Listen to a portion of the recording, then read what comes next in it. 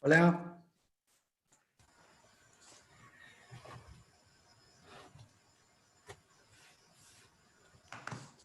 Hola Mariano, ¿cómo andás?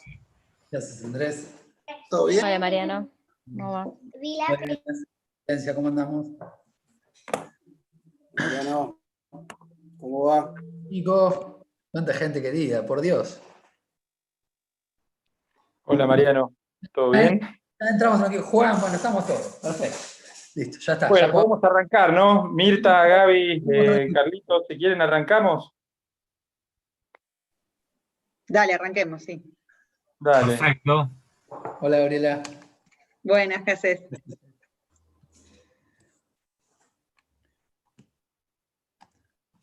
Mirta, adelante, dale. Arrancás, ¿Vamos por favor. más? Ahora sí, ¿se escuchan? ¿Bien? Perfecto. No los escucho yo. Se escucha, ¿eh? Ah, bueno.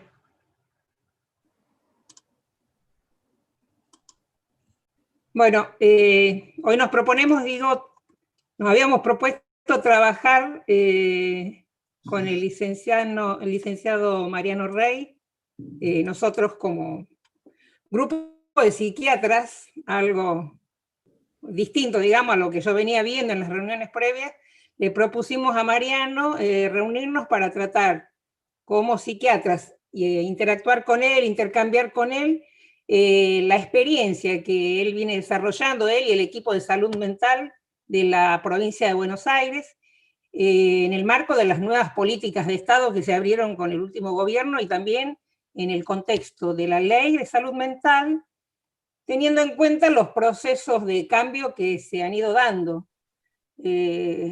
Básicamente teniendo los antecedentes de la situación en que se encontraba la provincia al momento de la llegada de ustedes a la gestión. Eso por un lado. Bueno, nosotros como psiquiatras estamos interesados, hemos estado debatiendo varios temas, entre otros la cuestión de la ley de salud mental, con el espíritu de la cual estamos casi un 100% de acuerdo, y nos interesa poder implementarla, acompañar, conocer todos los procesos, los mecanismos, que hagan que esta ley se plasme o se encarne, digamos, en la realidad, en los distintos ámbitos, teniendo en cuenta la heterogeneidad de los ámbitos en los cuales cada uno de nosotros trabajamos. La mayoría está trabajando en la ciudad de Buenos Aires, hay otra gente que trabaja en la provincia, sabemos de otros chicos también de otros psiquiatras que están trabajando en otras provincias. En mi caso en particular estoy gestionando en PAMI el área veterano de guerra. O sea, nuestro interés con vos es conocer, digamos, poder intercambiar a partir de esta digamos, inquietud de generar espacios de debate que le den carnadura a la ley, a la gestión y a las políticas de Estado en salud mental, ¿sí? Bueno, si les parece, leo un poquito el currículum, algunos puntos del currículum de Mariano y pasamos a la idea era que él pudiera, lo que yo le había alcanzado a Mariano, según lo que habíamos hablado en el grupo que preparamos, era que él pudiera exponer entre 30 y 40 minutos algunos elementos, tanto del marco conceptual como de la gestión propiamente dicha que ellos están ejecutando e implementando en la provincia de Buenos Aires, en salud mental y en adicciones específicamente, que es el área en la cual es el titular. ¿Sí? Entre 30 y 40 minutos. Acto seguido, abriríamos al debate o a las preguntas, al intercambio, con la idea de enriquecer este espacio y que él nos pudiera aportar desde esa experiencia todas las miradas, digamos. ¿Sí? Leo un poquito del currículum, ¿les parece? Dale, Mirta. Bueno, Okay. Gracias. Bueno, el licenciado Mariano Rey, copié su currículum de otra presentación, es licenciado en Psicología por la Universidad de Buenos Aires, es director provincial de Salud Mental y Consumos Problemáticos del Ministerio de Salud de la provincia de Buenos Aires. Es coordinador académico general de la Diplomatura de Salud Mental y Derechos Humanos de la UNPAS. Es representante del plenario, del órgano de revisión de salud mental, de la Ley de Salud Mental por la Secretaría de Derechos Humanos de la Nación. Eso ya pasó. También fue consejero del claustro de graduados de la Facultad de Psicología de la UBA entre el 2016 y el 2018. Y fue consejero superior de la Universidad de Buenos Aires 2019-2020. ¿Sí? ¿Te parece, Mariano, querés agregar algo? No, lo primero, en tantos lados al mismo tiempo uno no puede estar, ¿sí? Pero la realidad es que por ahí sí hacer un señalamiento de cuando nos tocó estar en la Secretaría de Derechos Humanos, eso fue entre el 2014 y el 2015. Perfecto.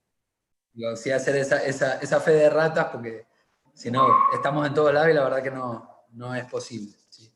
Y aparte por la firme convicción de que en realidad son construcciones colectivas, y entonces para pensar los colectivos también hay un montón de otros que tienen que ir ocupando esas otras áreas, que es muy importante, ¿sí? Bueno, primero, la verdad, agradecerles. Agradecerles la posibilidad de poder charlar con colegas psiquiatras. Para nosotros siempre ha sido, primero hay dos premisas que nosotros como colectivo manejamos cotidianamente. La primera, que la salud mental no es una cuestión de psicólogos y psiquiatras, digo, con lo cual no hay una lucha hegemónica ni contrahegemónica que hay que armar. Me parece que para poder pensar cualquier abordaje respetuoso de derechos y que lo que prevalezca sea la salud como de derecho y el Estado como garante de un derecho, tenemos que poner las disciplinas un poquito de lado y ponerlas a jugar, ¿sí?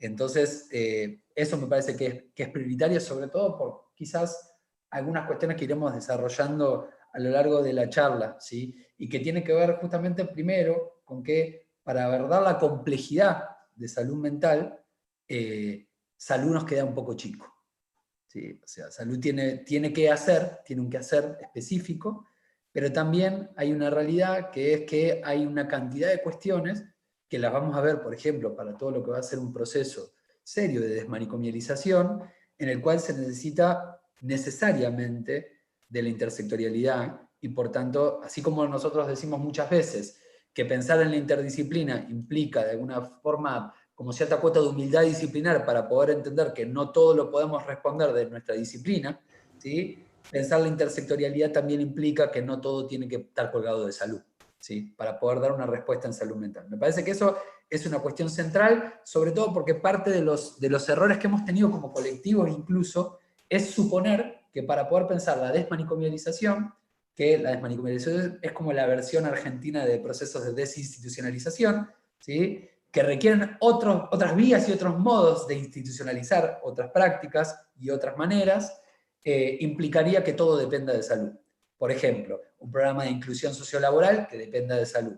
Un programa de vivienda se lo reclamamos a salud, cuando en realidad la política de vivienda no es una política de salud, pero que puede contemplar alguna perspectiva sanitaria.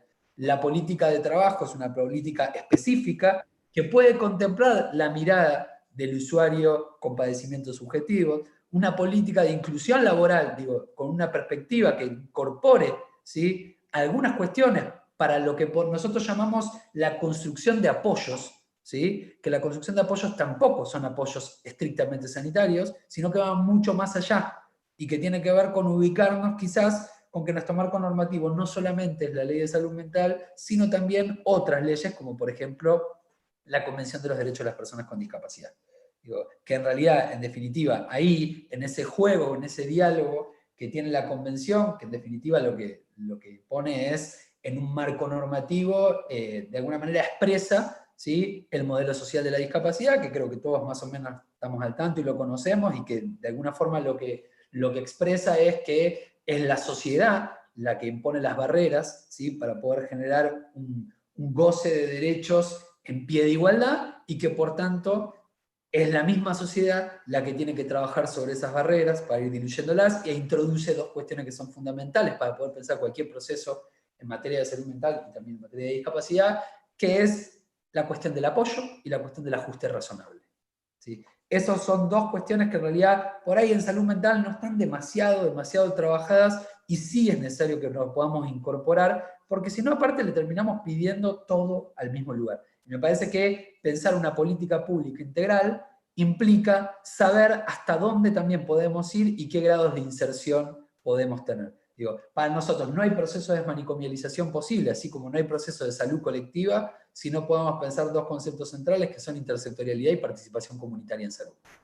Y cuando hablamos de participación comunitaria en salud, cosa que por ahí la vamos a expresar más claramente cuando por ahí nos ponemos a hablar, para mí es muy natural en términos de salud mental, pero en cuestión de consumos problemáticos aún más, ¿sí? Que implica poder incorporar, ¿sí? Cuáles son las necesidades de la comunidad y que una comunidad tiene otras necesidades a la específica de otro territorio. Entonces, pensar la lógica desde la territorialidad, ¿sí? Implica no suponer que todos necesitamos lo mismo. Entonces, en tanto no todos necesitamos lo mismo, necesitamos generar que dejemos de pensar que los usuarios se tienen que adaptar a nuestros dispositivos, sino que nosotros tenemos que generar dispositivos flexibles que permitan adaptarse a las realidades de lo que interpela. Me parece que en este contexto habitamos algo que no tiene que ver solamente con la institución hospitalaria, si es más acogedora o no, más allá de que estamos en un momento en el cual no podríamos ubicar que no hay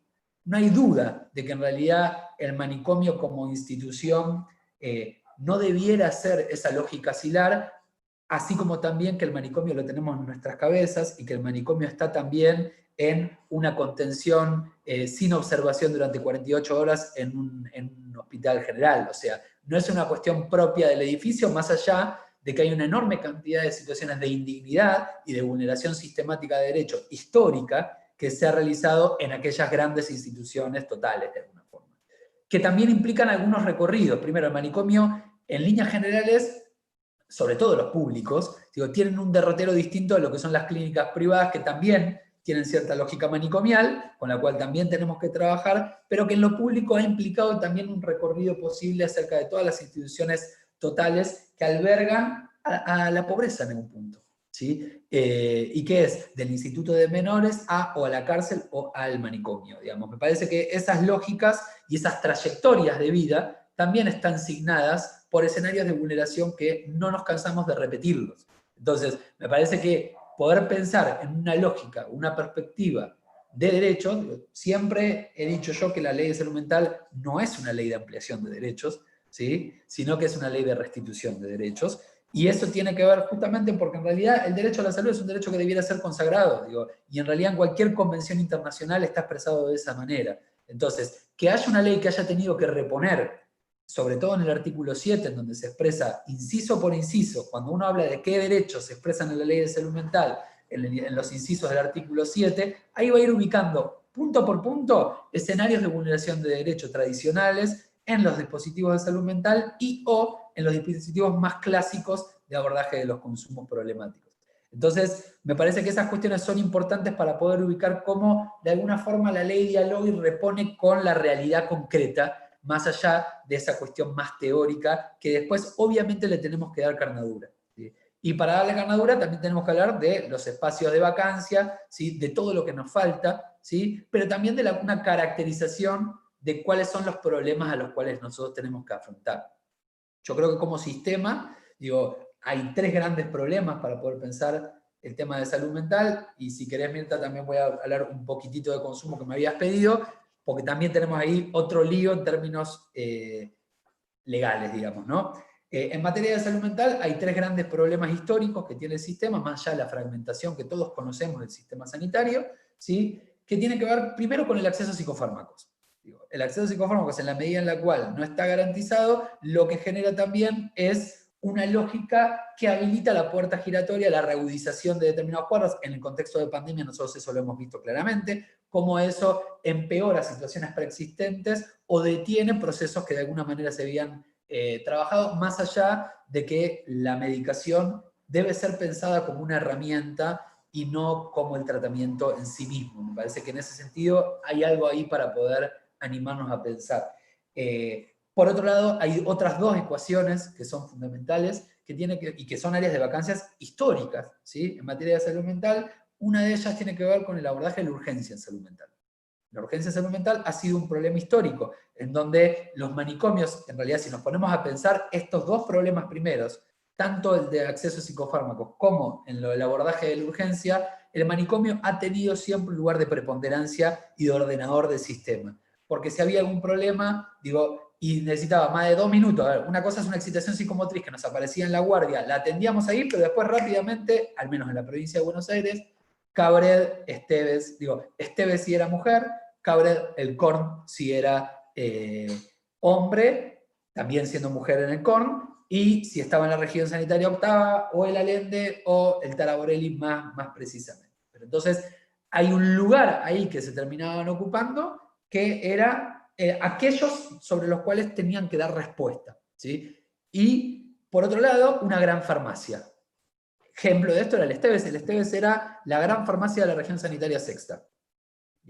Y enorme cantidad de usuarios en salud mental que no se atendían en el Esteves, pero que iban a buscar medicación al Esteves, ¿sí? Entonces, eso también demuestra lo siniestro del sistema, porque después cuando aparecía una guardia, veían y decían, no, pero este paciente del Esteves. Y dígame si eso en realidad es lo que define la trayectoria de una persona. Definitivamente no. Y no solo eso, para poder pensarlo, sino también que es algo que después tenemos que poder ubicar para poder identificar qué otras trayectorias, si vamos a pensar un proceso de desmanicomialización, tenemos que empezar a generar para dar una respuesta con continuidad de cuidados. ¿Qué otros circuitos nosotros vamos a ofertar para poder dar una respuesta que se suponga integral, que garantice una atención continuada y que no haga que lo tengamos rápidamente en un nuevo circuito por ausencia de otras acciones necesarias? Entonces, y esto no es sin toda la otra complejidad que también existe, digo, porque el teléfono suena todos los días, sigue habiendo situaciones muy complejas en salud mental, y no estamos hablando de minimizar, sino que estamos hablando de cómo robustecer un sistema. Pero para robustecer un sistema uno tiene que tener como claramente definido sobre qué variables uno tiene que operar, ¿sí? Y en ese sentido nosotros estamos convencidos que estas dos patas deficitarias, ¿sí?, se aunan con una tercer pata, que es que el hospital está muy lejos de la realidad de las comunidades, ¿sí? Lo que nosotros llamaríamos, digo, no solo los hospitales no son accesibles ni son amigables, sino que después a la hora de pensar la continuidad de cuidados o el enlace con la comunidad no está garantizado, y muy por el contrario, eso no favorece para nada, es todo hacia adentro del hospital, cuando en realidad nuestra manda legal lo que plantearía es: tenemos que trabajar con base en la comunidad.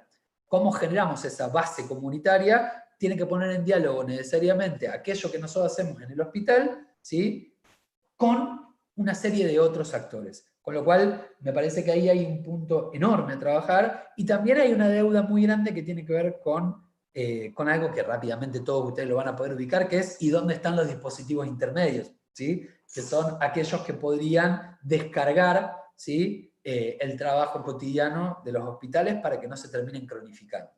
Pero sí con esa otra variable en donde decimos, bueno, pero también se nos cronifica por la práctica que nosotros podemos desarrollar, así como también después ingresa un usuario por ahí en un episodio agudo y después no tenemos cómo sacarlo. Yo me acuerdo, durante muchos años he dado clase en las residencias de Cava, ¿sí? Y cuando puedo lo sigo haciendo porque me parece que es muy importante estar ahí acompañando los procesos de formación que tenemos nosotros, si queremos cambiar al menos algunas ideas de la práctica. Y yo la primera pregunta que siempre le hacía a los residentes es cuánto conocían a las organizaciones que trabajaban comunitariamente cerca del área programática del hospital. Y generalmente la respuesta era: no las conocemos. Y entonces, ¿cómo se traducía esto? Se traducía primero, yo le decía: ¿y cómo piensan ustedes las externaciones? Y entonces ahí caemos en un primer embudo, ¿sí? Que el primer embudo es, nos debemos en las vinculaciones nuestras, que son las redes informales que terminamos tejiendo, ¿sí? Y tampoco hay definiciones político-institucionales, que me parece que son la clave, digo, para poder armar un sistema necesitamos decisión político-institucional. No solamente un nivel de gestión central, a nivel ministerial, que fije, marque y delinee criterios claros y una política pública organizada y que le dé orden, sino también otros niveles de decisión, que son político-institucionales, que por ejemplo están al nivel de las direcciones hospitalarias, ¿sí? cuando nosotros hablamos con las direcciones hospitalarias, sino queda en manos de los jefes de servicio, que en realidad son personas. Entonces, todos somos personas, está claro, ¿no? Pero lo que digo es, muchas veces a la hora, y esto lo saben todos, que a la hora de concursar una jefatura de servicio, generalmente se concursa un proyecto. Y el proyecto generalmente no es tan consensuado, o supongamos que es consensuado hacia dentro de un servicio, pero no está pensado en el marco de dar una respuesta a una política sanitaria como una política pública, ¿sí? Sino que es, bueno, lo que suponemos que necesitamos como servicio y lo que nos prestamos a dar. Esto nos pasa, por ejemplo, cómo se traduce, hay hospitales que están muy robustos, que tienen una buena cantidad de trabajadores y que pretenden tener una gama enorme de dispositivos, y hay otros hospitales que nosotros tenemos desde servicios de salud mental en la provincia de Buenos Aires hasta lugares donde hay profesionales sueltos de salud mental, que ni siquiera es un área, ni siquiera es una coordinación, ni siquiera es nada de eso, son algunos profesionales sueltos. Y entonces, necesariamente, digo, nosotros lo que tenemos que pensar es el armado y la organización de una red, en donde no todos hagamos todo, sino que podamos ubicar en qué aspecto podemos hacernos fuerte cada uno, ¿sí? Para poder dar respuesta no solamente al área programática, sino poder pensar en clave regional. Ese es un trabajo que nosotros nos estamos dando a nivel regional. Con la provincia de Buenos Aires tiene 12 regiones sanitarias, y hemos empezado a tener alguna serie de reuniones, ¿sí? Con las autoridades de todos los hospitales pertenecientes a determinadas regiones. Arrancamos con el conurbano porque el conurbano condensa no solo una densidad poblacional muy fuerte, sino también porque la realidad también de los hospitales municipales en el interior de la provincia de Buenos Aires es distinta a la que tenemos nosotros en nuestros hospitales municipales de primer, segundo cordón de conurbano. Es realmente muy distinta. En comunidades más pequeñas el hospital municipal generalmente, por ejemplo, interna por motivo de salud mental. Tampoco le queda demasiado otra, digamos, ¿no? Entonces, el acompañamiento y el trabajo para hacer es distinto, ¿sí? Ahora, la cantidad de usuarios que de alguna manera recepcionan los hospitales que están hallados más en el AMBA es otra lógica absolutamente distinta. Pero sí convencidos nosotros de que para poder armar una red no se trata de que tengamos cada hospital, ¿sí?, la totalidad de la respuesta, ¿sí?, sino que podamos ver cómo poder organizar el sistema. Y la organización del sistema no se reduce a la lógica hospitalaria, sino que en realidad para poder pensar un proceso serio de desmanicomialización, todos los actores y componentes de ese sistema deben verse modificados, con la enorme complejidad que esto implica. ¿Y qué quiero decir con esto? Quiero decir, tenemos que hacer grandes modificaciones en los hospitales neuropsiquiátricos. Sí. También tenemos que hacer grandes modificaciones en nuestros hospitales generales para que puedan recepcionar. Y cuando digo los hospitales generales, digo no solamente los de dependencia provincial, sino también un trabajo conjunto con los hospitales municipales para que puedan dar algún tipo de respuesta. Que si no es la urgencia de salud mental en términos de cama para salud mental, puede ser algún tipo de atención de la urgencia en salud mental, que en realidad la pandemia también nos obligó a poner en práctica una serie de herramientas que están sumamente validadas, ¿sí?, a nivel internacional, que tienen que ver, por ejemplo, con sostener internaciones domiciliarias, donde se dan esas condiciones. Generalmente, nuestro modelo manicomial no tiende a pensar en esas otras alternativas, ¿sí? Y les puedo garantizar que hay un montón de internaciones que, bien llevadas por un equipo que en realidad necesitaríamos mucho menos recursos que para poder generar salas de salud mental específicas, la potencia que tienen esos dispositivos, utilizando enfermería, utilizando otros componentes, otros actores, incorporándolos, obviamente que teniendo que haber un componente que pueda hacer claramente cuestiones diagnósticas, que pueda ponderar riesgo, obviamente la especificidad uno no la niega, pero la amplitud del laburo que uno puede tener es mucho mayor, y sobre todo porque en realidad cuando uno tiene un contexto y un ámbito continente, la posibilidad de trabajo con la familia muchas veces es mayor. Esto no exime que hay una otra cantidad de situaciones que necesariamente las tenemos que recepcionar en el hospital. Esto desde ya. No es que una cosa reemplaza a la otra, sino que tenemos que desplegar una serie de dispositivos alternativos a lo tradicional, ¿sí? Que lo tradicional no necesariamente es malo, me parece que lo que hay que animarse a pensar son los modos. yo me he cansado de plantear, incluso hacia adentro, de muchos sectores que acompañan muy fuerte a la ley de salud mental y que han pensado, no sé, que una sujeción mecánica terapéutica por poco era electroshock. Y la realidad es que no. Digo, una sujeción mecánica terapéutica bien utilizada, con observación y en determinadas situaciones, es para el cuidado de la persona. Ahora, también les puedo contar enorme cantidad de situaciones que he visto con mis propios ojos donde nada de eso ocurría. Entonces, me parece que el punto es ponernos de acuerdo con un determinado piso de derechos. Hoy, sin ir más lejos, recorrí un hospital en donde lo que me comentaban los directores, que no son del campo de la salud mental, me comentaban que, bueno, que generalmente en lo que le llaman la unidad de atención en crisis, que son 2 camillas en una guardia, que eso, digo, no, a mí me cuesta pensar que eso sea una verdadera unidad de atención en crisis, pero bueno, supongamos que le ponemos ese nombre y vamos para adelante, tenían las sujeciones ya puestas en la camilla, antes de arrancar, ¿eh? O sea, eso, si yo soy un usuario que tengo cierto padecimiento y voy a parar a ese lugar, es como si mi derrotero fuera, voy a terminar contenido. Y también la percepción que podía llegar a ver estaba situada en algún espacio que tiene que ver con juicios de peligrosidad y no con valoración de riesgo. Entonces me parece que nosotros tenemos que ser como muy respetuosos, ¿sí? De hacer diagnósticos obviamente situacionales, pero profundos. ¿Sí? Nadie está diciendo no tener presente que tenemos que poder hacer una buena evaluación, pero sí que en realidad cuáles son las herramientas que nosotros tenemos para que determinadas situaciones pasen. Yo recuerdo, yo he trabajado con varios de los compañeros que están acá, un tiempo también incluso ahí en el Laura Bonaparte, que he tenido como distintas funciones ahí, desde coordinar todos los servicios asistenciales, hasta después, cuando pasé a Derechos Humanos, empezar a tomar algunas otras cuestiones de la residencia, que nosotros la pensábamos pensando primero el primer nivel de atención y después al final la internación, digo, para poder pensar que en realidad modelo de gestiones por un lado, modelo de atenciones por el otro, y formación, cómo impacta en un modelo de atención, es central, digo, cómo todo tiene que ver con todo de alguna manera, y después me ha tocado trabajar 3 años en la guardia, y uno ubicaba que un mismo usuario con la misma presentación llegaba un día a la guardia con la misma presentación, le estoy hablando, paciente intoxicado, melancolizado, hasta productivo y demás, y que llegaba a una guardia y su ecuación era una, llegaba otro día a la misma guardia, ¿sí?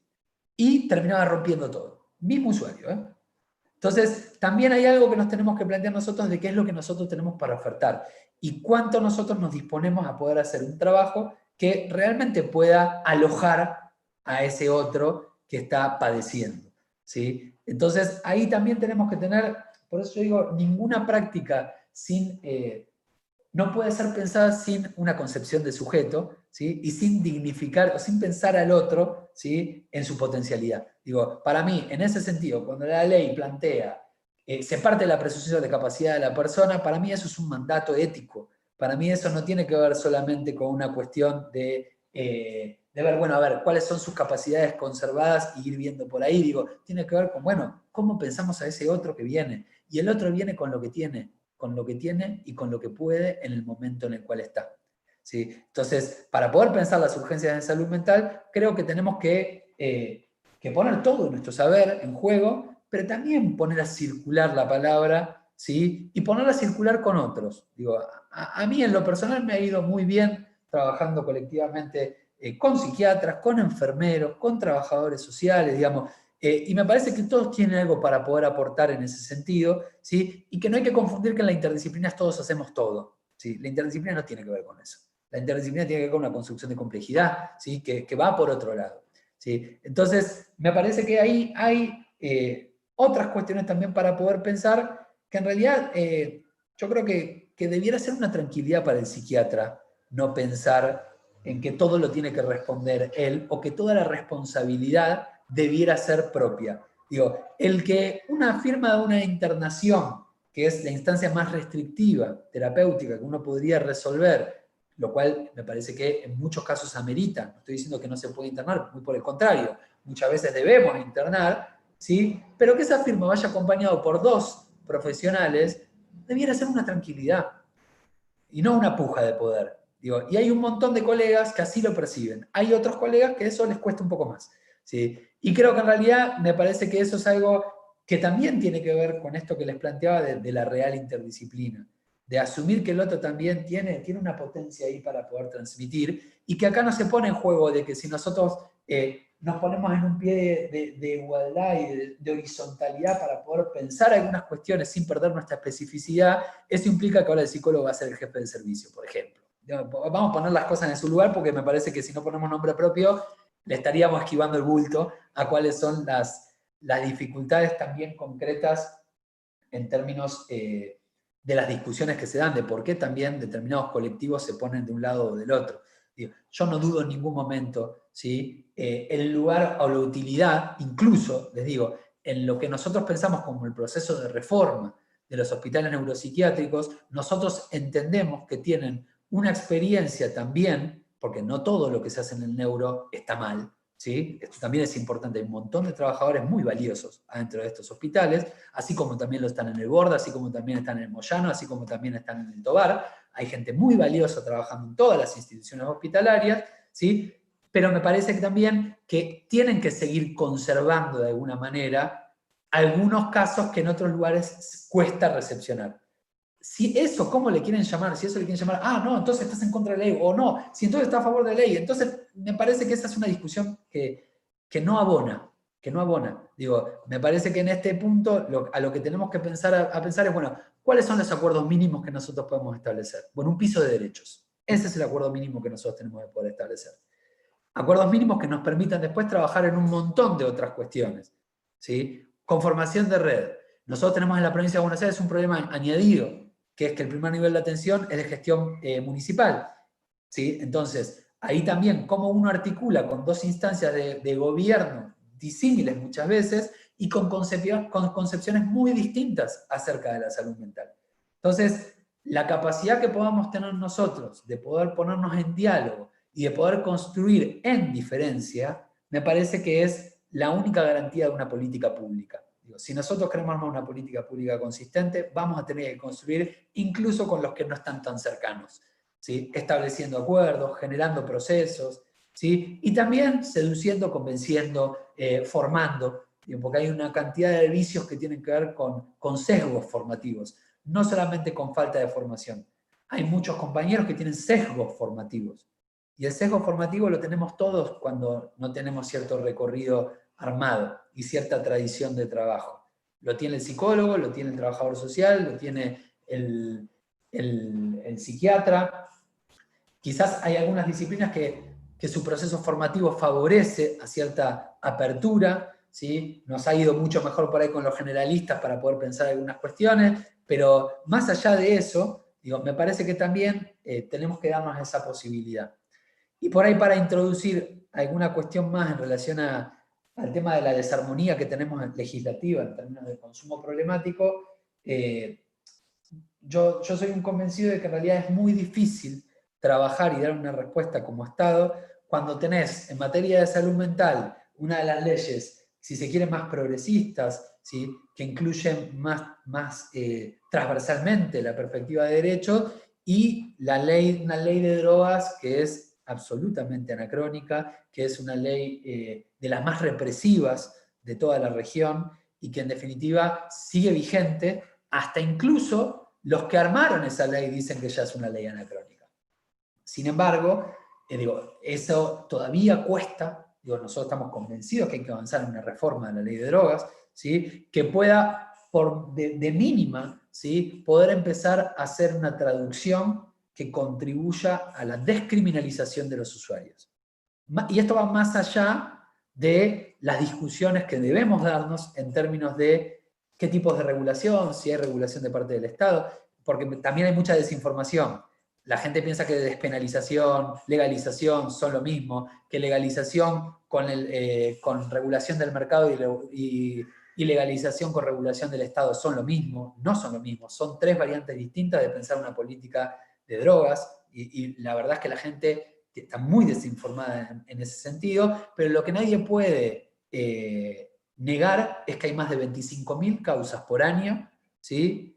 por delitos asociados a delitos menores de droga. O sea que eso no es lucha contra el narcotráfico. Si nosotros queremos ir y luchar contra el narcotráfico, tenemos que meternos en las redes del poder.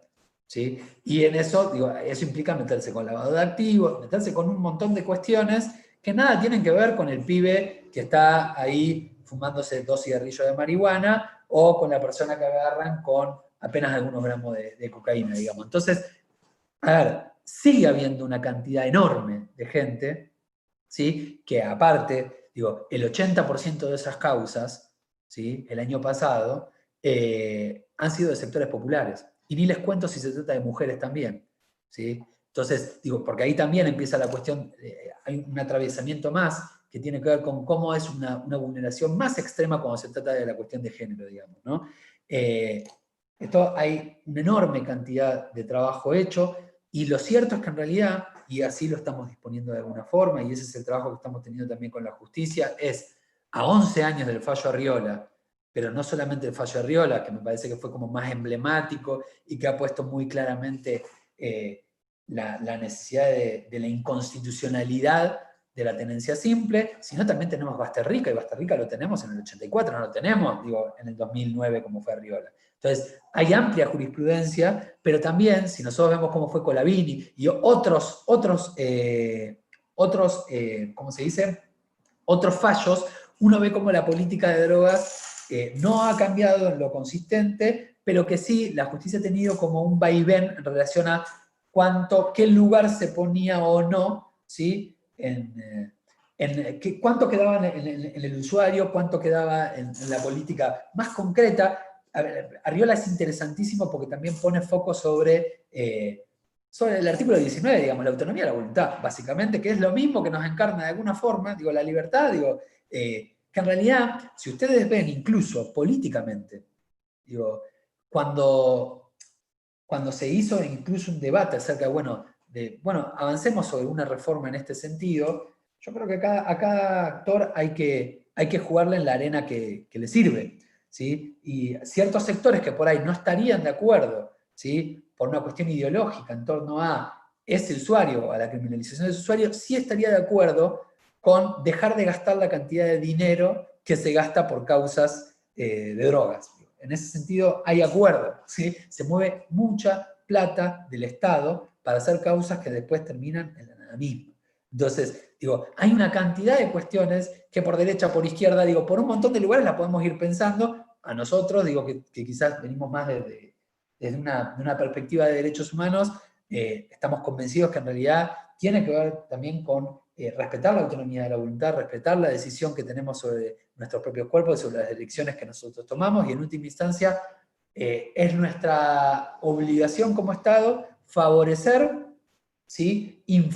Favorecer instancia de tratamiento en el caso que sea necesario, e informar acerca, en última instancia, de determinadas ecuaciones para aquel que lo quiere y lo requiera, ¿sí? Y que tenga disponibilidad de esa información acerca de, no sé, por ejemplo, el potencial tóxico de una sustancia, o en qué circunstancias resulta práctico alguna u otra práctica. En ese sentido, todo lo que tiene que ver con la estrategia de reducción de riesgo y daño me parece que es bienvenida en ese sentido, para pensar los autocuidados, ¿sí? Y no solamente en la estrategia de reducción de riesgo y daño pensada incluso sanitariamente, sino también, digo, en generar otros circuitos que permitan también salidas amigables. Y no pensar que, por ejemplo, para un usuario de drogas lo que tenemos que estar pensando, en definitiva, es la abstinencia, o que el modelo de reducción de riesgo de daño no contemplaría la abstinencia como posibilidad. Eso es mentira. El modelo de reducción de riesgo de daño, la abstinencia es una entre otros objetivos intermedios. ¿Sí? Sin embargo, en realidad, quizás para nosotros se nos hace más sencillo, ciertamente por algunas ideas previas o idiosincrasias, suponer que, en verdad, primero que toda persona que dice quiero parar el consumo, debiera dejar de consumir, ¿sí? Según ni que fuera tan fácil, aparte, lograr una cuestión en ese orden, y que aparte habría un recorrido para todos igual. Y me parece que en definitiva ahí implica, por eso digo, qué lugar le da a ese otro que viene y consulta, a ese otro que formula un pedido que muchísimas veces, yo diría las más de las veces, no llega como la demanda, como nos las enseñaron en las facultades. ¿Sí? La demanda en última instancia es una construcción que también va a depender mucho de lo que nosotros podamos hacer con esa persona. ¿Sí? Cómo se construye una demanda. ¿Sí? Y me parece que otra de las cuestiones que por ahí nos puso sobre la mesa para poder empezar a pensar algo de los cuidados de los compañeros, ¿sí? En el marco de la pandemia, ¿sí? Es que en realidad uno tiene que salir a invertir muchas veces la demanda.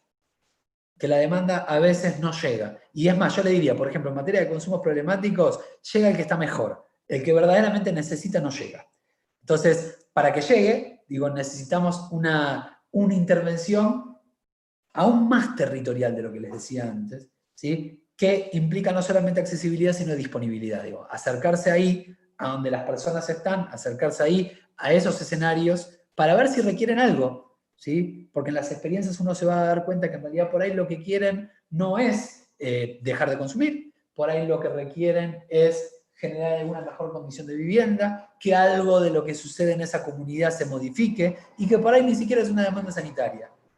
¿Sí? Entonces me parece que hay mucho por ir trabajando, que me parece que tendemos a acartonarnos un poco, ¿sí? Me parece que la clínica es muy importante, pero que también tenemos que pensar en una clínica ampliada, digamos, para poder pensar cómo habitamos como trabajadores de la salud, instituciones hospitalarias que pretendan alojar a las personas con padecimiento subjetivo, necesitamos pensar una clínica ampliada, necesitamos pensar más allá de nuestro saber disciplinar, y necesitamos poder pensar un diálogo con el otro, y con el otro, más allá del otro disciplinar, fundamentalmente con el otro que tenemos enfrente. ¿Sí? ¿Qué tiene que ver con, bueno, qué concepción de sujeto tenemos? Entonces, me parece que esas serían como, no sé ni cómo vamos de tiempo, si me fui o si estamos más o menos bien, pero por ahí esas podrían ser como algunas ideas disparadoras para intercambiar, que me parece que es lo más rico, digo, que podamos compartir entre varios opiniones, sugerencias, o que instalemos algún tipo de debate. No sé si están de acuerdo. Sí, por mi parte, me parece que se dieron las pautas tanto desde lo conceptual como desde lo operativo, y diste bastante información, bastante elementos como para reflexionar y pensar las prácticas, y también los conceptos, los marcos conceptuales desde los cuales hacer la práctica, reflexionar sobre esa práctica y volver a actuar, digamos. O sea, hacer una síntesis. Por ahí los compañeros, algunas preguntas las dejaron escritas en el Drive, si las quieren leer, no sé, Carlos, Gabriela, las puedo leer yo. Mirta, Hay algunas preguntas me que meto un quedaron toque. escritas antes, las que van surgiendo ahora. Dale. Bien, gracias. Por ahí lo que habíamos pensado, gracias Mariano, yo quiero hacer un comentario personal, me parece que es un placer escuchar a un funcionario hablar así de la salud mental y estar pensando así el tema de la salud mental, de la complejidad, los derechos y todo lo que vos planteaste. A mí me entra una duda muy particular, pero antes de hacerla yo, por ahí la idea es como abrir a preguntas. Lo que habíamos pensado con los compañeros y las compañeras era que si quieren podemos ir escribiendo en el chat preguntas para que sea como más ordenado y las vamos leyendo. Así que los que quieran ir escribiendo lo pueden ir haciendo. Mientras tanto, sí, yo te voy a hacer la pregunta, ya que porque no hay ninguna ahí. O sea, a mí me genera mucha curiosidad cuál es la recepción en los trabajadores y trabajadoras de la salud mental de la provincia de Buenos Aires cuando ustedes van con estas propuestas, ¿no? No sé, vos comentaste que ayer estuviste en un hospital, comentaste esta situación de las contenciones y etcétera, de la recepción en la urgencia. Entonces, no sé, me imagino cómo hacen para trabajar con esos equipos. O sea, no sé si tienen alguna, lo que quieras comentar, digamos. Hay un montón de estrategias. Yo lo primero que trato de hacer siempre, y no yo, digamos, nosotros como colectivo, digo, desde Julieta, que es nuestra subsecretaria, y todo el equipo que tenemos nosotros, tenemos una unidad de concepción, y es, no vamos contra el trabajador. Digo, primer pauta básica, digo, es con el trabajador. Entonces, me parece que en realidad no se trata de ir a marcar todo lo mal que se hace, sí se trata de poder visualizarlo y de encontrar cuál es la forma que calza cada uno de los espacios para poder ayudarlos a pensar. Si uno va a chocar distinto, digo, yo no hablo igual con un director de un hospital que lo que hablo con un trabajador. A un director de un hospital hay otras cosas que sí uno le tiene que pedir en términos de gestión y en términos de que algunas cosas sucedan. Pero también asimismo lo vemos nosotros nos paramos al lado, digo, nosotros somos unos convencidos de que hay que patear los territorios, los hospitales son territorios también. ¿Sí? Entonces, digo, me parece que hay que patearlos y hay que patearlos con ellos. De nuevo, si las políticas se hacen en La Plata y se bajan en La Plata y se hacen solamente como pensaría en el formato de La Plata, tenemos un problema. Digo, yo no me siento a pensar con un director de un hospital de San Nicolás de la misma manera que me siento a pensar con un hospital de La Matanza. Sinceramente no, las estrategias tienen que ser otras, tienen que ser distintas, y por más que yo vea un montón de cosas que a mí no me gusten, digo, hay un montón de cosas que no son para decir, hay otras cosas que hay que calibrar cuál es el momento, ¿sí? Y también hay que poder medir cuándo qué.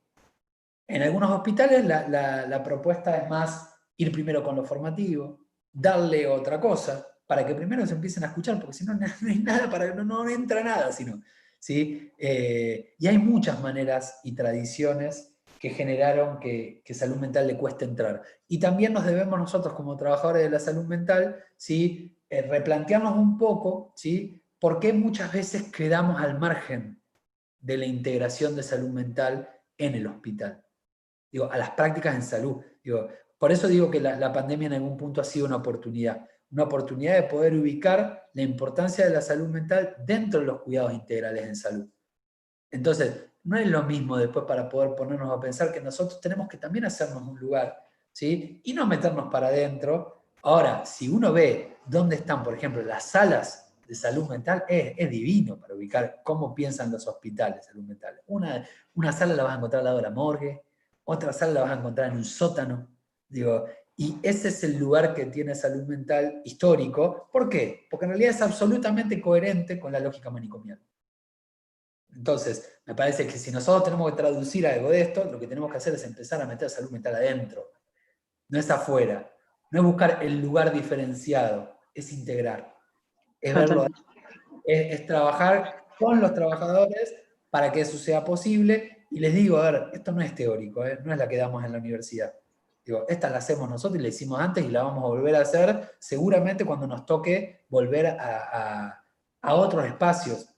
¿Sí? No es una cuestión, fundamentalmente nosotros somos trabajadores también. Entonces, no se trata, primero también nosotros tenemos que tener esa cuota de humildad en entender que tenemos mucho para aprender de cada una de esas ecuaciones.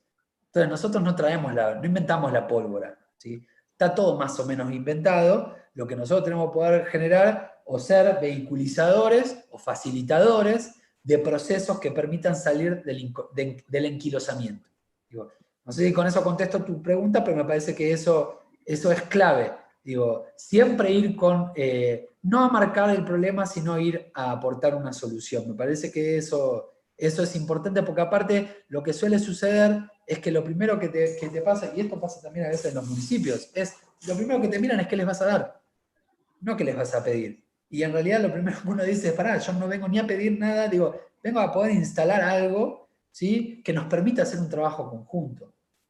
Después, obviamente, y siempre uno va después de escuchar toda esa cantidad de reclamos que son reales, y porque la verdad que en la provincia, digo, también hay mucha deuda, hay mucha deuda. Digo, es una provincia que está devastada, digo, eso es cierto, que tampoco podemos ponerla solamente en los últimos 4 años, digo, viene con serias dificultades estructurales que se agravaron enormemente en los últimos 4 años.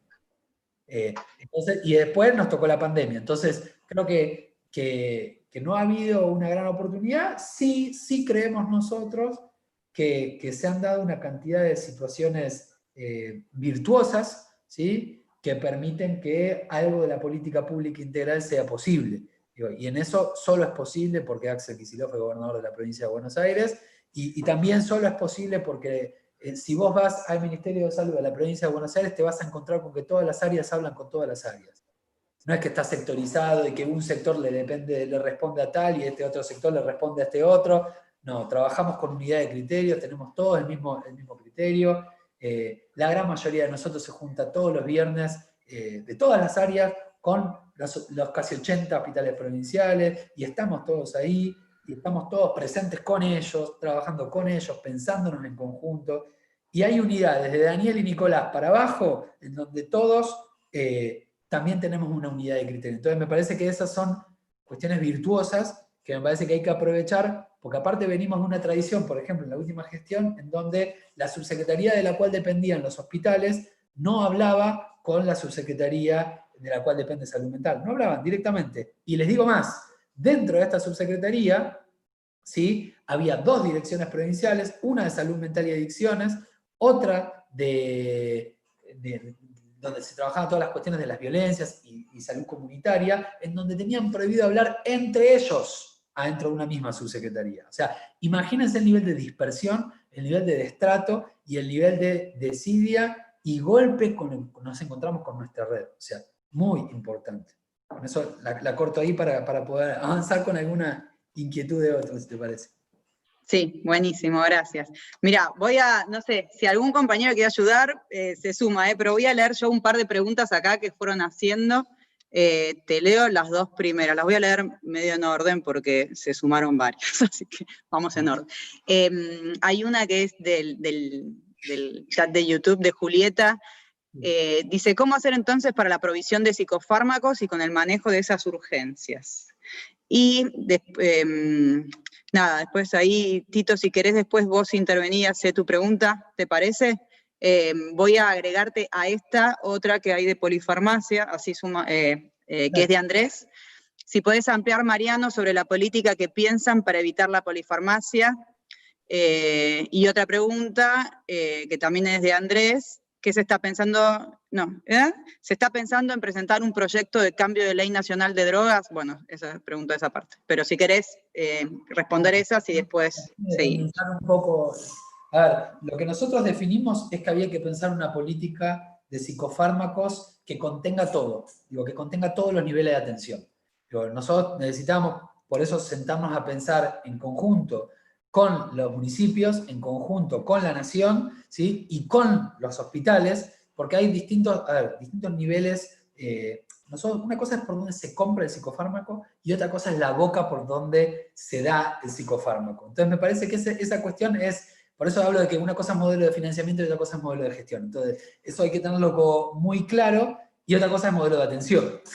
Esas 3 ecuaciones dialogan entre sí, pero que también hay que poder precisarlas. En materia de psicofármacos, había una cosa delirante, les digo en serio, es delirante cómo se compran los psicofármacos en la provincia de Buenos Aires, y en ese sentido nosotros hemos establecido una política muy clara, en donde en realidad podamos empezar a tener como mucha más profundidad en, primero, de poder ubicar cuáles son las necesidades concretas para que no se detenga el flujo, ¿sí? Por otro lado, tratar de normalizar los modos en los cuales se compran, y que no sea tal arma el parche para tal, y después entonces, porque el monovalente terminaba abasteciendo de psicofármacos a un montón de la región, justamente por esto, porque en realidad no había una organización que permita pensar que cada uno de los hospitales, por ejemplo, o mismo de los municipios, pueda acceder a que después, por dónde facilitar para esa boca. Después vemos por dónde se compra. Tratemos de organizar compras centralizadas que permitan pensar el universo completo. Y no pensar que cada uno compre y que después estamos en una enorme cantidad de criterios disímiles de compra, que después lo que generan es faltantes. Porque no hay gente que esté pensando el cómo armar. Ahora bien, eso estaríamos hablando en cantidad o en cómo se accede en términos de compra del psicofármaco. Me parece que Andrés lo que está planteando es cómo detenemos la polifarmacia, que eso tiene que ver con pensar en un uso racional del psicofármaco, ¿sí? Primero, la primera cuestión es que el psicofármaco se enmarque en una estrategia terapéutica que exceda, que no sea la única línea de tratamiento. Eso ya reduce la cantidad de psicofármacos, ya per se eso ya reduce.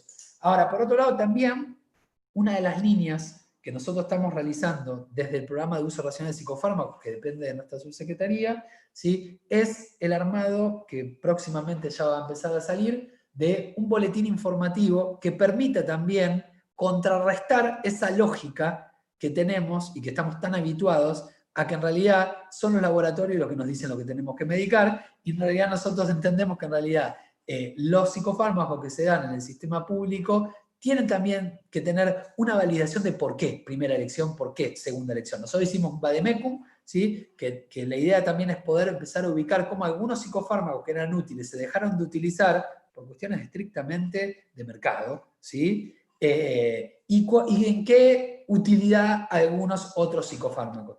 A mí el psicofármaco es una cosa que realmente me interesa mucho, siempre me gustó formarme en ese punto, más allá de yo soy psicólogo, ¿sí? Eso vale la pena aclararlo, pero sí me parece que es importante tener los elementos y tener las herramientas para poder pensar, porque muchas veces me dicen, bueno, pero hablas como si fuera psiquiatra, y la verdad es que no soy ni me interesa tener una disciplina que no, pero sí me parece que es importante saber, porque siempre me pareció muy importante para poder medir y calibrar una intervención clínica, una intervención terapéutica y una intervención respetuosa de esa persona, qué efecto genera el psicofármaco que mi compañero le está recetando.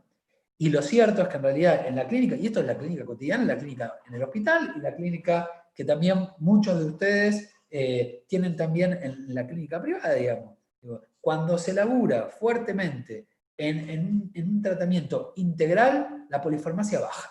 Eso es claro y es clave. Entonces, me parece que esa es una de las ecuaciones, la cuestión informativa para poder desmitificar algunas cuestiones que los laboratorios suelen hacer de mucho bombo. Me parece que eso es otra manera y otra alternativa que también estamos haciendo.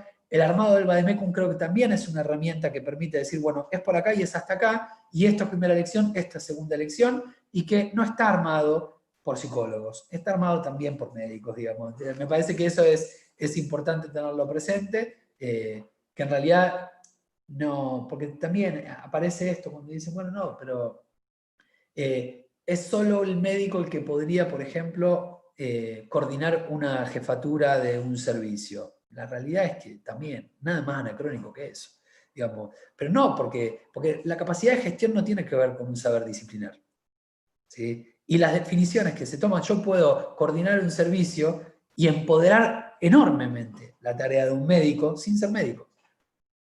Ahora, también puedo ser médico y no saber gestionar. Entonces digo, y esto creo que tenemos sobrado ejemplo, digo, me acuerdo incluso en Cava, si caías en tal lugar, en tal servicio de tal hospital, no me gusta demasiado por nombre propio en los hospitales, pero si caías en tal servicio te pasaba una cosa, caías en la internación era otro. Son dos hospitales distintos en un mismo hospital. Entonces, me parece que ahí también hay una cantidad de cuestiones que son para pensar y que, insisto, son personas. Digo, no es una cuestión disciplinar, son personas. Y las personas, algunas gestionan mejor, otras gestionan peor, y así son las cosas.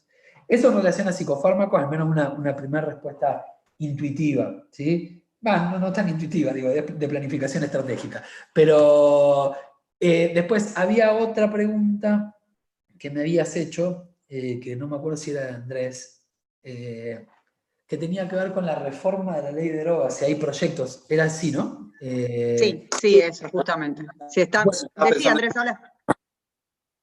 ¿Querés decir, Andrés? Bueno. Perdón, no era eso. Justamente, si estabas al tanto de si se estaba pensando en presentar algún proyecto para reformar esta ley de drogas, que coincido, digamos, tiene mucho que ver con que por ahí se puede implementar algo en acceso a la salud mental más adecuada, digamos, en el consumo problemático. Hay distintos proyectos, hay gente muy piola también en un montón de áreas, por suerte, que permiten también dinamizar y establecer y generar conciencia de que un cambio es necesario, digamos, ¿no? También se mueven un montón de otras cosas, ¿sí? Que me parece que también hay que poner sobre la mesa para saber por qué una cosa sale o no sale, o cómo se calibra el tiempo para que eso suceda. Al menos, nosotros, por ejemplo, en lo personal, yo he formado hasta que ingresé a la gestión, he formado parte del acuerdo por la regulación de una ley integral que pueda contemplar todos los usos de cannabis, ¿sí? Que hay un grupo de trabajo también de diversas tradiciones que condensa ahí una línea muy interesante para poder pensar todos los usos de cannabis, es un ejemplo, ¿sí? Que se está trabajando fuertemente, que se está trabajando seriamente. que se está trabajando utilizando modelos existentes, que se está trabajando la experiencia canadiense, se está trabajando la experiencia uruguaya, se está trabajando la experiencia de algunos estados de Estados Unidos. Digo, me parece que en realidad hacer un debate sobre cualquier legislación de drogas que tenga que ver con una política de drogas respetuosa de derechos, implica también hacer una lectura de una ley que debe contemplar la realidad de nuestro país. Digo, me parece que hay que hacerla a la local, digamos, ¿no? Contemplando también la ecuación concreta que nosotros tenemos en nuestro país, y obviamente utilizando y agenciándonos de una enorme cantidad de experiencias que han sido virtuosas, ¿sí? Con marchas y contramarchas, ¿no? Obviamente. Por ahí, digo, hay varias cuestiones, pero me parece que bueno, que es algo que puede sumar y funcionar, y bueno, ojalá que más temprano que tarde podamos hacer algún tipo de trabajo en esa dirección. Sí, lo que sí les puedo ir diciendo de alguna manera es que sí nosotros estamos generando algún tipo de respuesta cuando nos llegan oficios de juzgados que todavía llegan por 23737, por medida de seguridad educativa o curativa, ¿sí? Nosotros ahí estamos sugiriendo responder arriola ley de salud mental, digamos, ¿no? Y poder contextualizar y poder trabajar con eso. Nadie le va a negar el derecho a la salud a una persona que así lo requiera, pero me parece que no es la forma en la cual nosotros vamos a poder generar mejor acceso pensando la salud como un derecho, ¿sí? Bueno, eso te diría. Buenísimo. Mariano, yo ahora te voy a hacer 3 preguntas que en realidad son de temas diversos, pero por ahí igual las hago juntas y después las vamos retomando si te olvidas. Pero la primera tiene que ver con la atención en hospitales generales y después yo creo que las otras tienen que ver más con continuidad de cuidados, así que por eso te las hago juntas. La primera la pregunta Mónica Gasparín. Dice, buenas Mariano, ¿podrías ampliar cómo se piensa la organización y el funcionamiento de las unidades de atención en crisis? Calculo que es en hospitales generales de la provincia de Buenos Aires. Esa es una, de hospitales generales. Después, Hortensia Cáceres pide que amplíes un poco sobre la vacancia en el acceso a la atención, cómo tienen pensado si es con dispositivos intermedios, y cómo es el tema que están hablando con el primer nivel de atención, que como dijiste son municipales. Y la tercera pregunta, que igual solo digo el tema y después por ahí te la leo entera porque se hace como muy amplio, es una pregunta de Juan Costa, de Tito, que pregunta sobre la articulación con trabajo y vivienda, pero ahora después la retomamos si querés, para que no extenderte tanto. ¿Por cuál quieren que arranquemos? Digo, en realidad, a ver... Como quieras. Yo creo que las distintas preguntas en algún punto se tocan, porque son como... Si nosotros pensamos las trayectorias de los usuarios, ¿sí? Vamos a poder pensar qué lugar podrían tener. A mí hay algo ahí de los nombres que me parece que hay que poder repensarlo, ¿sí? Cuando se pensó la UAC, por ejemplo, hay algunas personas que han estado como muy a favor de eso, pero poner 2 camillas y plantear algún tipo de formación solamente a la guardia, me parece que no alcanza para hacer una intervención sanitaria, digamos, ¿no? Digo, tiene que ir acompañado de otras cosas, y que bueno, me parece que todavía tenemos un déficit formativo, por ejemplo, fuerte en materia de enfermería, con alguna perspectiva de salud mental, que es necesaria, y estamos haciendo una política también en ese sentido, que no implique que los enfermeros de los hospitales generales tengan que hacer un posgrado en salud mental, porque me parece que es pedirles un montón y no tiene sentido, pero que tampoco sea una charlita de salud mental y que ya estamos, porque con eso no le decimos nada, ¿sí? Pero sí sabemos que son perfiles que pasan mucho tiempo con nuestros usuarios, entonces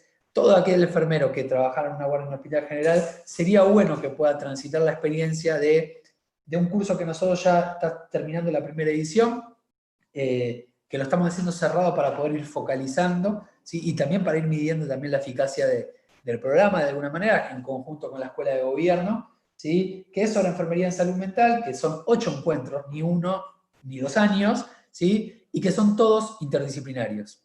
¿sí? Todos interdisciplinarios, en todos hay un enfermero y un trabajador social, un enfermero y un psiquiatra, un enfermero, digo, para poder ubicar, ¿sí?, la enorme complejidad que puede tener también algunas cuestiones del usuario, para poder pensar cómo alojar, ¿sí?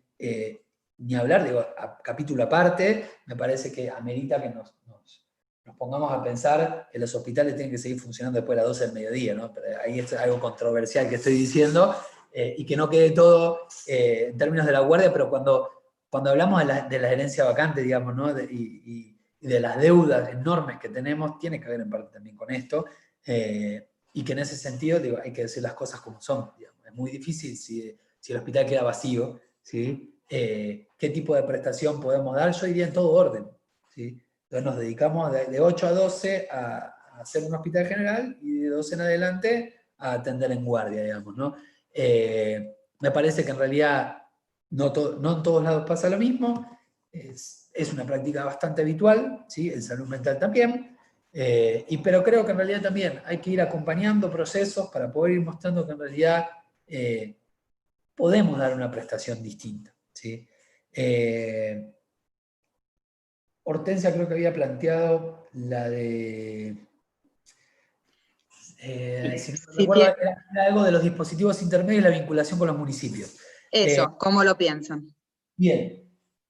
Está bien lo que está planteando ahí Hortensia, porque me parece que en realidad los dispositivos intermedios no pueden ser también... A ver, no todo puede estar en las manos de uno solo, digamos, ¿no? Y mucho más pensando en esos niveles de gestión.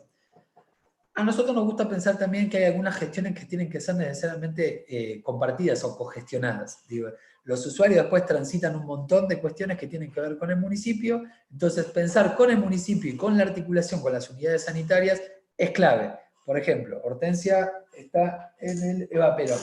En el Eva Perón estamos cerca del Eva Perón, nosotros estamos por armar un centro, que también es esto, digo, para poder pensar en el cambio de modelo de atención tenemos que pensar en el cambio de las respuestas que dan nuestros dispositivos. Un antiguo CPA, nosotros estamos planteando, ¿sí?, la reconversión del mismo también, así como se reconvierte el monovalent, también hay que reconvertir algunos dispositivos que ediliciamente lo permitan, ¿sí?, en un centro de día abierto a la comunidad. Hacia ahí queremos ir dirigiéndolo, así como un montón de otras instituciones que también vamos a ir dirigiéndolo ahí, algunas reconvirtiendo espacios, otros armando con los municipios. Por ejemplo, estamos pensando el armado y ya trabajando en un armado concreto de una unidad residencial, en una antigua unidad sanitaria y en la actual unidad sanitaria, armar un centro de día comunitario con el municipio de Moreno, para dar otra experiencia que estamos haciendo en este momento, municipio que tiene una tradición de atención primaria y en salud mental muy importante, muy fuerte, ¿sí? Pero bueno, les estaba comentando, por ejemplo, el ejemplo de San Martín, y ahí, cuando nosotros nos ponemos a trabajar ahí, no solamente decimos, bueno, ¿qué trabajadores tenemos? Bueno, es lo que ya teníamos, que daban una cierta prestación, le sumamos ahora algunos trabajadores que también los hemos podido incorporar al sistema público a través del hecho histórico de incorporar más de 1.200 residentes al sistema público en salud. Bueno, algunos de salud mental han ido a este dispositivo, y una articulación con el municipio necesaria. ¿Para qué? Para articular con esas 3 unidades sanitarias de las cuales está cerca, y de poder empezar a pensar un poco más en profundidad en ese sentido. Si no es pensando esos recorridos, uno piensa dispositivos desde... estaba haciendo así porque es el escritorio, digamos. Piensa desde el escritorio, y la realidad es que no tenemos que pensar desde el escritorio. Tenemos que pensar en las comunidades. Hoy estaba, por ejemplo, en el municipio de Varela, que es un municipio que tiene 600.000 habitantes y que tiene un primer nivel de atención donde tiene una cantidad interesante de recursos, ¿sí? Perdón, ahí toqué el coso porque me estaba quedando sin batería en la computadora. Y que en realidad lo que veíamos es esto, cómo poder generar esa descarga cuando hay una urgencia, porque está muy divorciado algunas cuestiones del primer nivel con el hospital.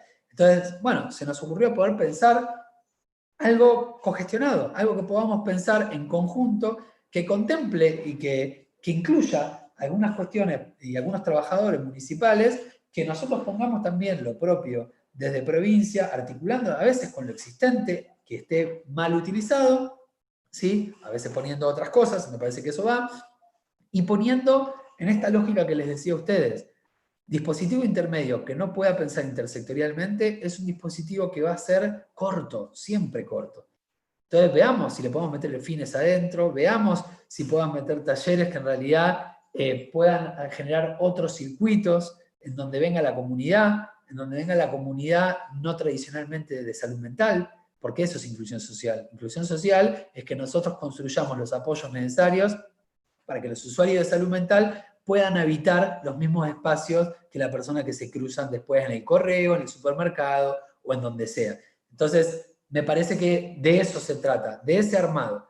Y de pensar que efectivamente un sistema solidario es un sistema que es con todos. Entonces, implica necesariamente trabajar con los municipios. Eso en relación a la pregunta de Hortensia, y no me acuerdo si no había quedado una más ahí. Sí, queda una que me parece que viene en línea, que por ahí le doy la palabra ahí a Tito para que te la haga él directamente, y es la última pregunta también, así que después vamos cerrando, también estamos en tiempo. Bueno, un gusto. Tito, dale, te doy la palabra. Buenísimo. No, por ahí preguntarte, Mariano, en función de justamente esto último que estabas planteando, si ya avanzando, digamos, en procesos de inclusión con pacientes que vayan en camino de externaciones más complejas, alguna articulación que vengan desplegando entre sectores, digamos, con áreas que pueden empezar a recibir, digamos, a personas que daban tradicionalmente del lado de nuestro, digamos, del campo de la salud mental, en función bueno, esto, de lo que vos venías planteando recién, ¿no? De compartir más el trabajo con otros espacios. Yo te mencioné vivienda y trabajo, vos recién ponías afines adentro de una estrategia, digamos, desde el lado educativo. Por ahí contar alguna cosita que puedan, o que puedas transmitirnos en la línea de lo que son la definición de políticas intersectoriales concretamente, ¿no? Yo te voy a decir algo que en realidad por ahí es un vicio que tenemos nosotros, ¿sí? Digo, en realidad no es un vicio, es una definición. Nosotros solemos no decir hasta que no está cerrado algo. Si querés decir la verdad, venimos articulando con todos. Hemos tenido reuniones con todos. Todos los que mencionaste, con todos. A nosotros nos gusta poder trabajar sobre lo firme, porque me parece que en realidad es un modo que, bueno, que es acorde a nuestra posición ética y a nuestro modo de pensar la política, digamos, también, ¿sí? Porque en realidad yo te podría decir un montón de cosas que van a quedar súper bien, que en realidad son las que creemos y las que pensamos, pero que creemos que también las tenemos que poder decir cuando ya tengamos a la otra área comprometida a que eso suceda. Pero sí estamos pensando en una política de vivienda, sí estamos pensando en una política de trabajo, sí una política cultural, sí estamos pensando que va a ser central también el lugar y el aporte que pueden hacer las universidades, ¿sí? En estos procesos, ¿sí? Y cuando digo universidades, a ver, para poder ubicar y repensar el fin social que tienen las universidades, sobre todo las universidades del conurbano que tienen una marca de nacimiento hermosa, ¿sí? Muchas de ellas, muchas jóvenes, pero no olvidarnos que en realidad las áreas de extensión no son kioscos, ¿sí? Las áreas de extensión tienen que ser aquellas que permitan realmente hacer una devolución, ¿sí? Y poder contribuir a un proceso y una política pública. Entonces las universidades tienen muchísimo para poder aportar, ¿sí? Muchísimo para poder pensar en conjunto, ¿sí? Y que no es solamente el cómo hacemos que las prácticas preprofesionales. Eso es solamente un aspecto. Yo les diría, se nos ocurren 1000 aspectos de aporte. Y en serio, fíjense si no tienen un lugar interesante, que en el marco de la pandemia, parte del CETEC Salud Mental, cuando incorporamos salud mental en el CETEC, en el Centro de Telemedicina, digo, tanto la Universidad Nacional de La Plata como la Universidad de Mar del Plata se unieron a esa propuesta y realmente, digo, nos parece muy importante trazar ese lugar necesario que tiene que tener la universidad en el marco de una política pública integral.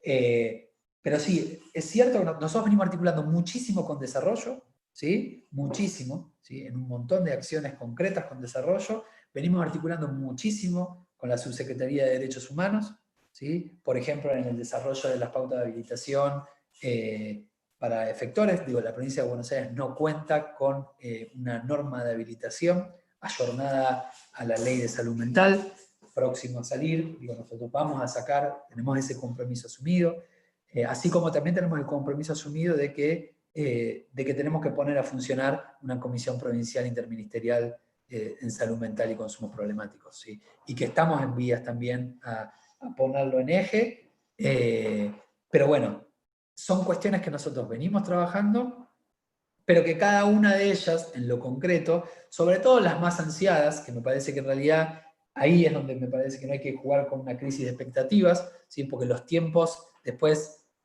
no es tan sencillo, no es solamente la voluntad de 4 personas que piensen parecido y que se junten, sino que hay después una ingeniería de procesos para que cada una de estas ecuaciones después terminen saliendo.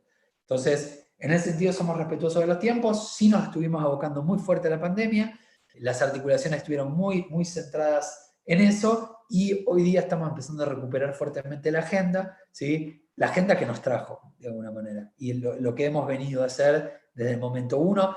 Por eso es que recién ahora empezamos a tener las reuniones con regionales para el armado de la red y no antes, porque pedirle a un director que estaba pensando en que tenía que sacar una cama o armar una cama donde no la había y decirle, no, acá hay que recepcionar salud mental, es casi un chiste. Entonces me parece que hoy es un momento en el cual podemos animarnos a retomar la agenda por la cual nosotros vinimos a tratar de hacer una experiencia diferencial en relación a las últimas experiencias que ha tenido la provincia de Buenos Aires en materia de salud mental.